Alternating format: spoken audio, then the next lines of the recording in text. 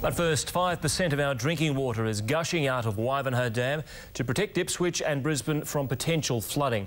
But as Tim Collins reports, there are concerns it's not needed in this current dry spell. It's been nearly 5 hours now since this release of water began from one of the gates at Wivenhoe Dam wall and rushed down the Brisbane River. That's around 120 cubic metres per second coming out of the wall that we're seeing now. Now, that's a lot of water, but the dam operators tell us it's the smallest and the slowest release rate that they can manage. Now, you can't just help get the feeling that today will be remembered as one of those what were they thinking moments, or the day our water managers get a huge pat on the back for a job well done. On the stroke of midday, Gate 3 in the Wivenhoe wall opened and the draining of Brisbane's main storage dam began. Within the hour, the minister responsible was already fending off her attackers.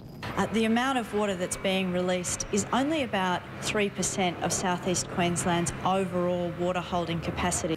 Twin Bridges near Fernvale is one of 2 river crossings expected to be cut as the river rises. But this afternoon it was still a favourite swimming hole.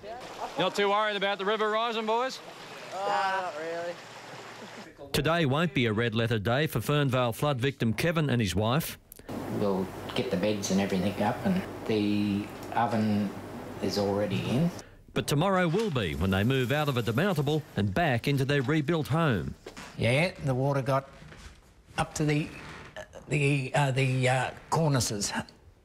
Across the road, other flood-affected locals were divided on today's water release decision. Well, this is my opinion. I feel that we're going to be looking for water later on down the track, so I feel it shouldn't be released.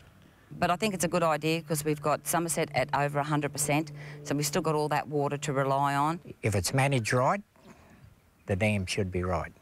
The gate at Wivenhoe is expected to close again in about a week once the dam level reduces to 75% full.